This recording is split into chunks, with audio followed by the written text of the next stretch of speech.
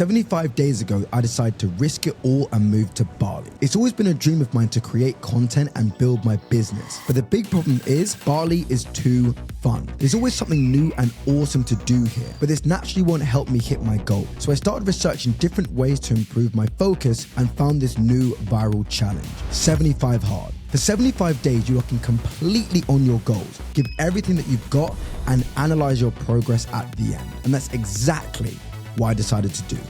I started by choosing the 3 key pillars I wanted to work on: breathwork, business, and of course, content. These 3 were perfect for me as they gave a good balance between self-improvement and long-term goals. Breathwork. This is always a skill that I've wanted to learn. Coming from one of the busiest cities in the world, I always find myself on go. Being able to calm myself down at will is an invaluable skill, and what better place to learn it than in Bali. Business. Developing my business is why I even came to Bali in the first place. Being new in my business journey, it's important for me to pour absolutely everything to becoming better at business and making shit happen. Content. Making content has become one of my passions, but I still need to improve at it a lot. Bali is full of spots to practice my craft and just learn a ton of new skills. The last thing I need to do was to set my goals. Goals based on inputs rather than outputs. It's easy to set a goal of hitting 1 million subs, but it's the actual actions that lead to these big goals and not merely writing down a huge goal to sound good. So I set the goals of doing breathwork every day for at least 6 minutes, recording 10 looms daily for outreach, consuming 10 minutes of business content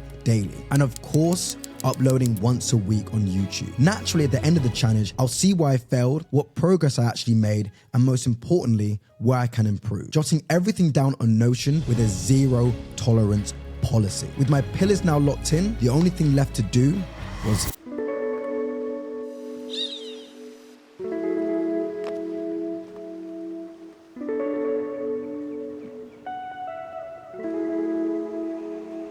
Dis-moi que tu m'aimes.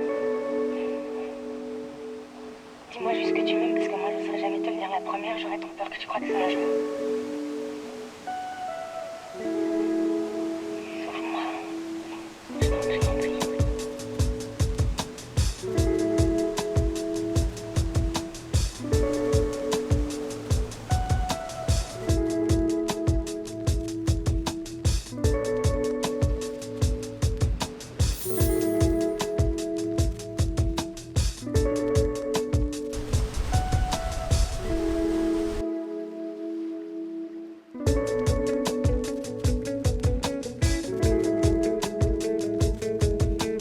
Oh my god, this place is amazing. Ah!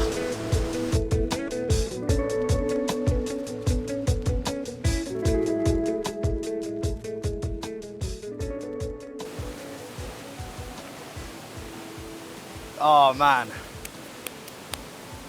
So beautiful, isn't it? So incredibly beautiful. I genuinely cannot think of a better place to do breath work than a waterfall.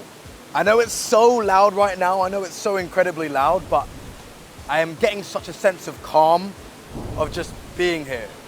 The water, the waterfalls, you can just take it in for yourself. It's quite early here, it's like 7:30. So I'm just taking in the waterfall and just working on the breath.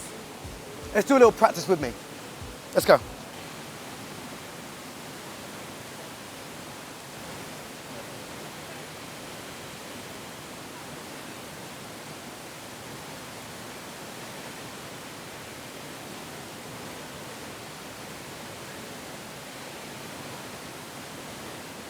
Don't you just feel better from that?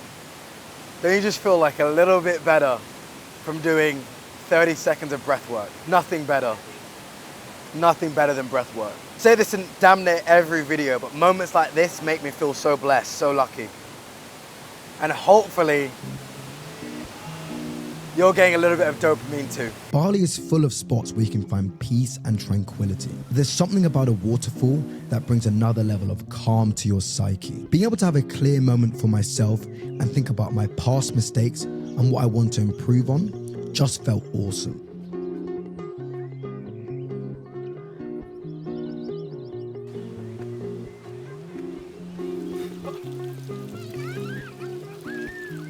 Imagine I slip and die. I shouldn't laugh, but shit could happen.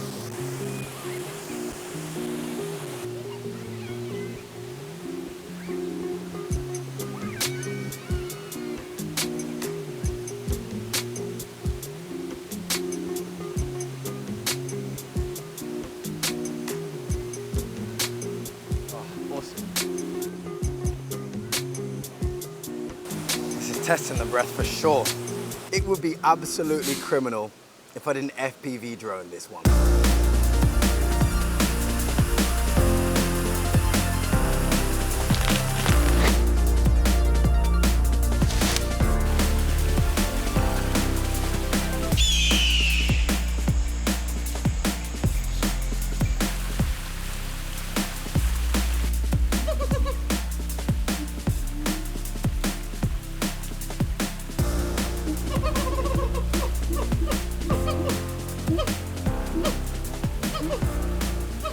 I can count on my hand how many times I've stopped and been mindful this year, so this one was special.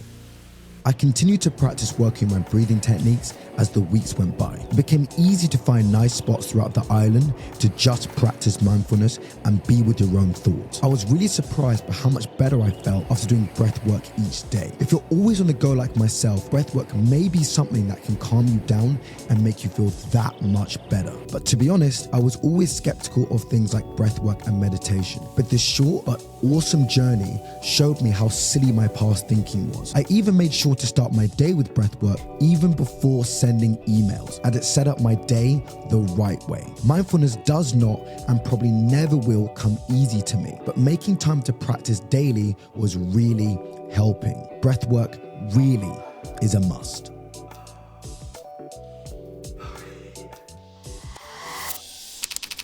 Content was the pillar that I was most excited for, and the amount of money that I've burned on gear for this passion genuinely makes me want to cry sometimes. But it's well worth it when you're able to get such beautiful shots. It would take a lifetime to capture all the cool spots in Bali, so I knew I was going to enjoy working on my craft here. I've never considered myself to be a creative person, but I found it so fascinating learning how to fly my drones and take the best videos that I possibly could. It's so freeing just bringing your ideas to life. I'm shooting content, and these women are picking something, and now she's gonna show me. All right, show me.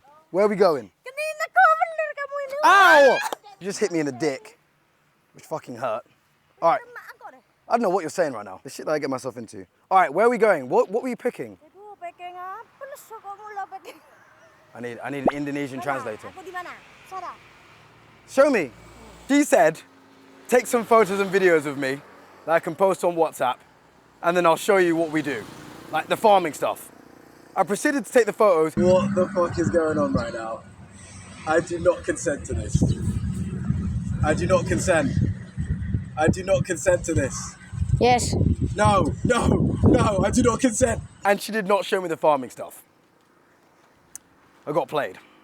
Anyways, on that note, I'm releasing an OnlyFans, so subscribe. I started the challenge by posting out one video after another, honestly unsure what to talk about and even how to shoot as I was so rusty. But since I was having so much fun learning about how to make better content, I just kept posting and improving. And then one video finally hit on day 52. More views than ever before, and more importantly, the best comments I could ever hope for. It's not that many views and it's not that many comments, but for me, like a YouTuber that's so new, has no idea what they're doing, it means the world. And in particular, the comments, like some of the things that people are saying, this is such high quality, you're gonna be 1 million subs, keep going.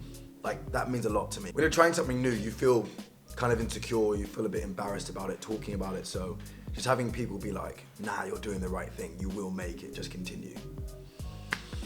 That hit, that really hit. And this inspired me to go to one of the most beautiful spots in Bali.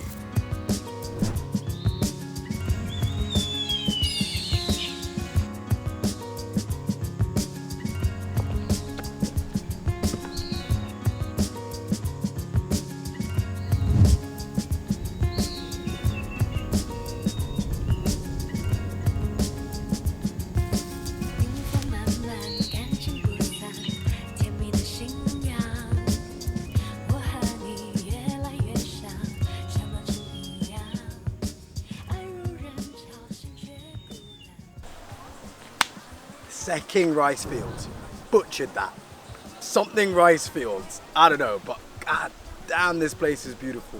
One of the most beautiful places I've easily been to, probably my entire life. And what I love about this place is that it just makes you want to work on your craft. It just makes you want to take the best video. Everyone's taking video, everyone's taking photo, and it just inspires you to make content. Making content is a passion of mine. It's something that I love doing. You know, even though I don't have many subscribers on YouTube, even though people aren't really watching, I absolutely love just getting out there, videoing, droning when I'm not supposed to, which I'm gonna do, doing all this shit that I'm not supposed to, running around, making content, makes me feel fucking alive. And that's one of the reasons why I really love Bali. Because everywhere you go, there's an opportunity to try a new technique, learn a new thing. And there's also other people here who are making beautiful, beautiful content and just producing some of the most beautiful things you've ever seen in the world. It just inspires you to get outside, travel more, and just fucking meet people. It's dope. I love it.